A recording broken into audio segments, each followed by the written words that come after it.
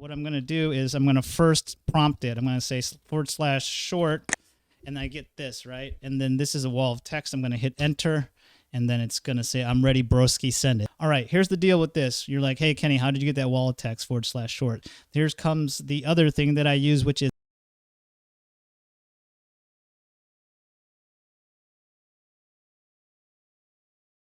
so ChatGPT is out of the box now, and whether you think it's actually AI or some hallucinating machine doesn't matter to me because Homie can put in work. So we're going to make Homie put in some work. In fact, I'm going to show you how I made 10 videos in one day. In all honesty, I probably could have made 30, but I'm going to show you 10 because that's what we did. But before I do that, let's rewind to the beginning and show you how this all started. And I think we got to at least do 3 videos today. We got to hit it hard now while it is hot. So. I mean, if you can do that, that's what you're calling hard. Well, if you can do more, I'd love that. I bet you. Why don't we just do 10? You want to do 10? 10? You gotta be crazy. 10? I'll bet you $200. Challenge accepted. No.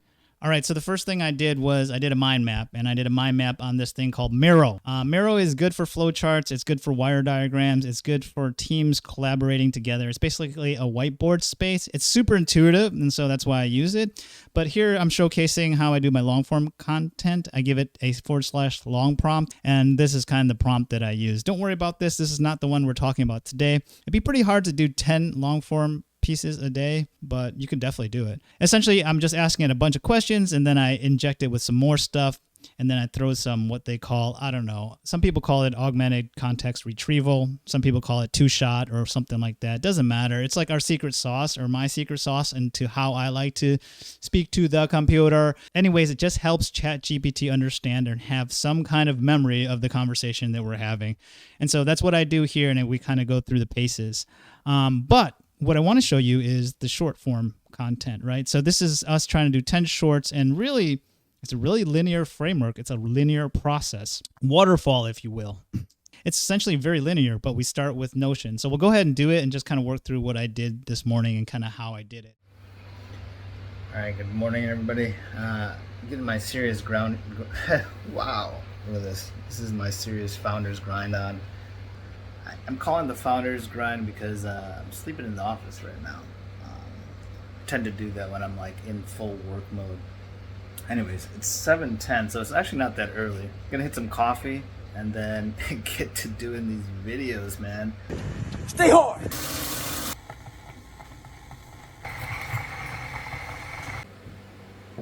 So the first thing I did is I went over here to Notion. If you're not familiar with Notion, it's an efficiency platform.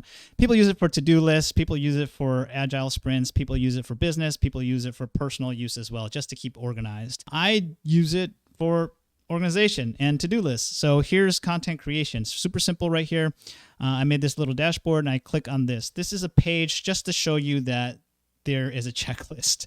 Now, you can make your own checklist, but the thing about this checklist and why we did it was, first of all, one, just to make sure that we stress our processes and understand where the bottlenecks are. Two, figure out where our time sinks are. So when we start to identify our time sinks and where our bottlenecks are, we can figure out ways to fix that. One, or two, delegate, right? Where time is more important than money. When that happens, then we can think about putting time against money. The third thing is being able to delegate your process and kind of multiply your process, right? So if you can't delegate your process, if you can't put it into a system, then it's kind of useless and it's only for you. So this is kind of why we do it, especially when you're working through a team. And plus, when I show this to other people, i.e. you, if you see other efficiencies in here, you can be like, hey, this guy's an idiot. Here's my comment. And then I'll probably actually steal that. Okay, so the first thing I do is I go search for AI videos. So go in and search for AI videos that are made that day, scrub through them, find some topics that I like, and then find articles that correlate with them. All right, so I just went to Google and searched for an article on AI. Okay, so here it is. First look, RNC slams Biden in AI-generated ad. Okay, obviously, this is fake, and we'll figure out what's going on with this article. But all I do is, instead of reading the article, I just go all the way to the bottom. This is the easiest way to do it, and take it from the bottom all the way up and copy.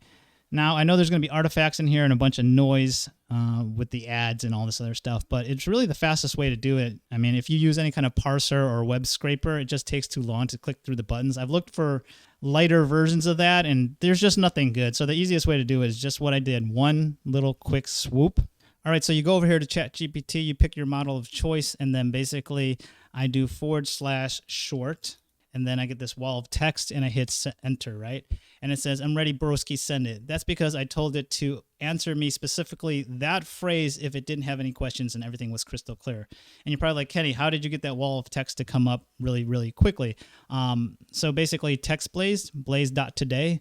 I think it was used for like signature blocks in the beginning, but there's definitely a reason to use this. You can use it for other things like client-facing things. It even has drop-down menus and stuff, so you can use it here too. You can get really complicated with this, but essentially what I use it for is to give ChatGPT short-term memory. The reason is because, you know, even if you have a kind of chat thread that you're working through with ChatGPT, right? What I have found is after the conversation gets pretty long, what happens is its memory starts to deteriorate. It really focuses in on what you're talking about now. So it's always good to remind it with this and kind of let it know that, hey, we're still here, we're still doing this thing, and then still answer the questions and iterate, right? So let's just go through this really quick before I copy paste and show you the results. But it says, in this thread, you'll be helping me create short form YouTube content. Now, remember, this is specifically designed for my niche and what I'm going for and kind of my personality and how I inject humor and all this other stuff into it. And you're like, what humor, Kenny? Exactly. Your role is an experienced YouTube content creator and advisor. I will post reference material for you to work with after you confirm that you understand. I'm asking you to turn that script into a YouTube short that will last about 40 seconds.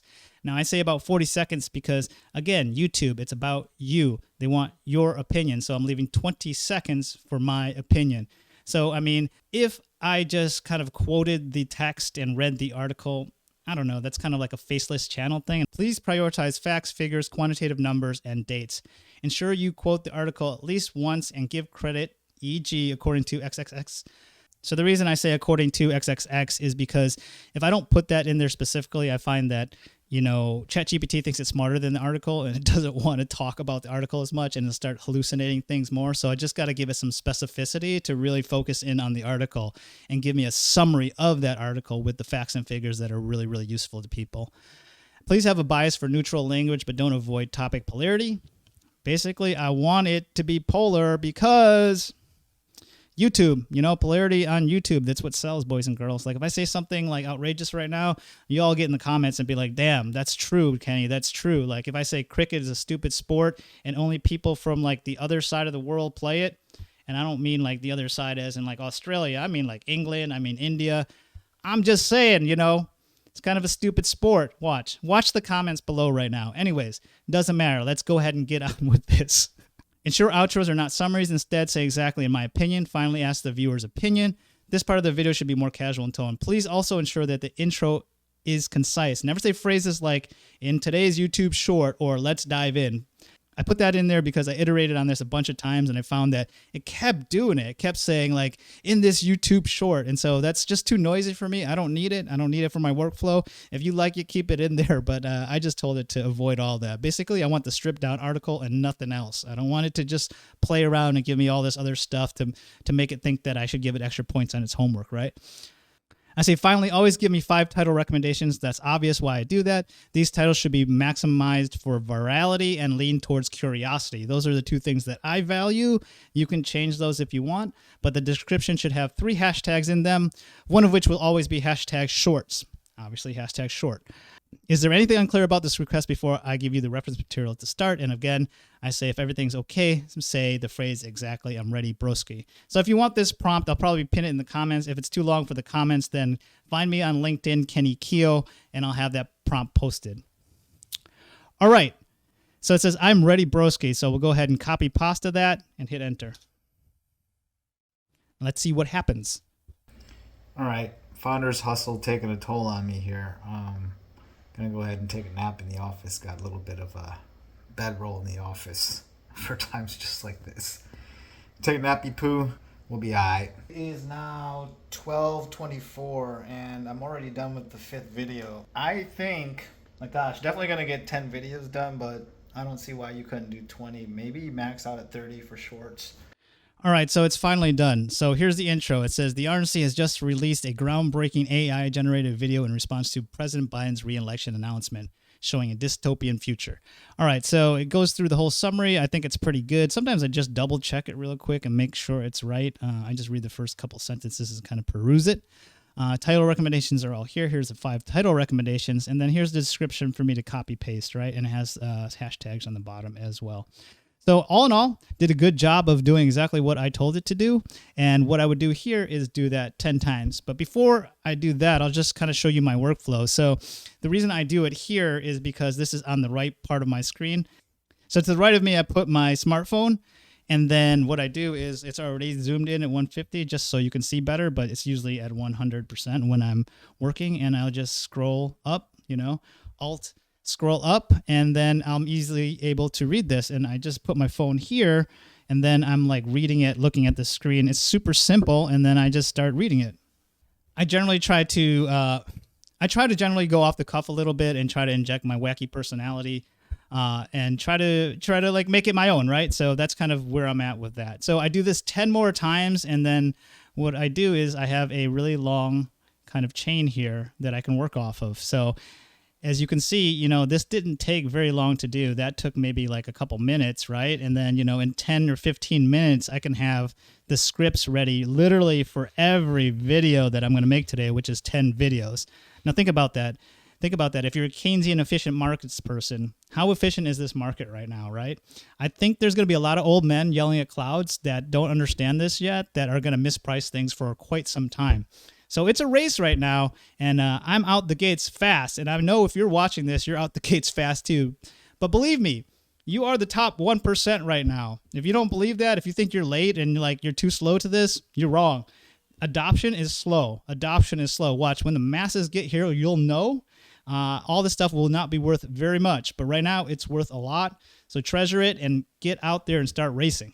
All right, so finally, if you go through this kind of check mark system that I did here, you can see that, we get all the way to the end and we film all 10, whatever, edit, upload as they are finished. I didn't upload all 10 because, new channel, who dis? And so, YouTube wasn't even sending them out when I was doing that. So we kind of unlisted a bunch of them. But the idea here is, to have 10 in the queue or get ready to have them, right? Here's the other thing, though. I think the optimal way to do this is actually to make one long form video and then chop it up into shorts. Whereas here we're making short form videos and then there's one long form video that I can make at the end. The reason I say that is our strategy is the long form is kind of comedic and kind of wacky. And I don't think that's necessary for shorts and for news. But if you don't have that kind of strategy or that kind of approach, the most optimal way to do it would probably be to make one long and then have 10 shorts. So you get your long form content and you get your shorts off of that too.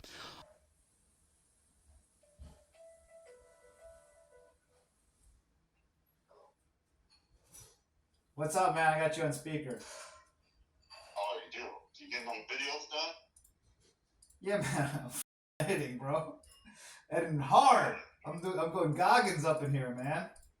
Well, you're acting like you can get this all done. I highly doubt you're gonna get it done. We'll see, man. We'll see. It's looking alright. It's looking alright. I'm working my butt off, though. So, okay. Well, I'll check back in with you tomorrow. Hopefully, you have at least half of it done. All right. Talk to you then. I gotta go. I'm working real hard. Yep. All right, boys and girls, I wouldn't be a good teacher if we didn't go over what we learned. So let's recap. What did we learn today?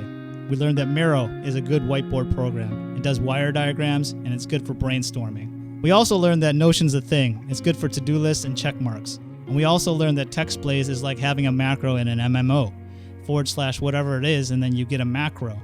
We also learned that Kenny's afraid of AI, and that's why he's knee-deep in this stuff, because if he doesn't do this, he's going to be really scared and running for the hills. All right, if you made it through that monologue, that means you like this channel, so go ahead and click some buttons. I'm not going to tell you what to do, but, all the buttons are good. If you want to type too, that's pretty cool as well. But hey, if you're new, my name is Kenny. I'm co-founder of a data analytics firm and also a special operations veteran, retired 20 years of service, mandatory salute coming with the Eagle sound. And yeah, if you like this thing, go ahead and do your thing, and we'll see you around. Take care, everybody. Bye.